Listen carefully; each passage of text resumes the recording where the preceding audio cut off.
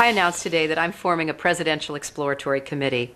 I'm not just starting a campaign, though. I'm beginning a conversation with you, with America, because we all need to be part of the discussion if we're all going to be part of the solution.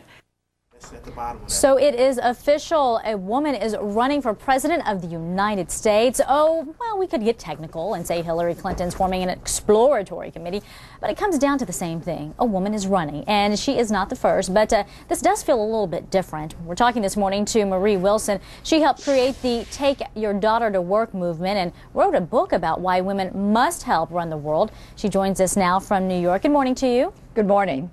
Well, you've been predicting that Hillary Clinton will run for some time now. Why do you think she chose yesterday to announce? Well, I think for one thing, she chose a Sunday because she got every paper in America. But I think it was time. If you look at this morning, it's a pretty good day for the country. You have a woman, you have a Latino, and you have an African-American man. So she had to get in there early and say that she was ready. And I have to tell you, the country has never been more ready for a woman president. Well, why do you think that is? I mean, truly, is the country ready? I mean, she's got a lot of backing, it seems, right now, but we all haven't gone to the polls just yet. Is that pure speculation that she's got a lot of backing?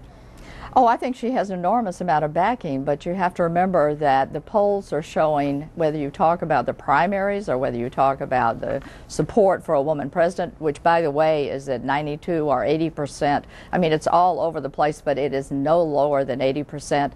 And whether you talk about the polls that have changed on the trust that actually this country now has for women to manage the hardest thing that's kept us out of the White House, and that is security. Over half the voters now trust women at the same level as men to really make good decisions on foreign policy, homeland security, and the economy. And we've had two secretaries of state that have made it normal to see women in those positions, and it's just the right time. And she is really coming in, you know, no matter what day it would be good for a woman. Well, do you think she's pretty much the best shot for a female ever becoming president? She's the best shot. They talk about the shot, but she's the best shot that I think the country has ever had. Well, first of all, her popularity, her experience 8 years in the White House as well as now as a senator, her service on the Armed Services Committee, the momentum that is building around the world for women's leadership. And in this country, with Nancy Pelosi as Speaker of the House, we now also have women